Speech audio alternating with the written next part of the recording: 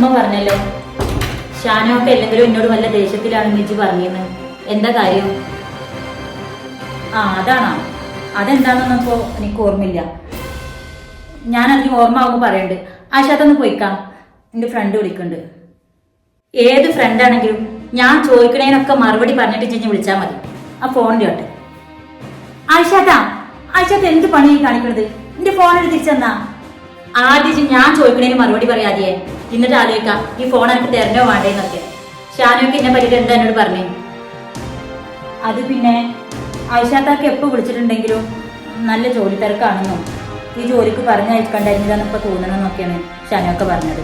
ആയിഷാത്ത phone കാട്ട്. ആദ്യം ഷാനൊക്കെ പറഞ്ഞ കാര്യങ്ങൾ മുഴുവനാക്കാതിയേ. അത്ര മാത്രമേ ഷാനൊക്കെ പറഞ്ഞുള്ളൂ, പിന്നൊന്നും പറഞ്ഞില്ലേ? അത് പിന്നെ ആയിഷാത്താക്ക് ഇപ്പത്തെ എല്ലാവരും പോലെ ഒരു വാട്സപ്പ് മെസ്സേജ് അയക്കാനോ ഒരു ഫോട്ടോ ഇട്ട് കൊടുക്കാനോ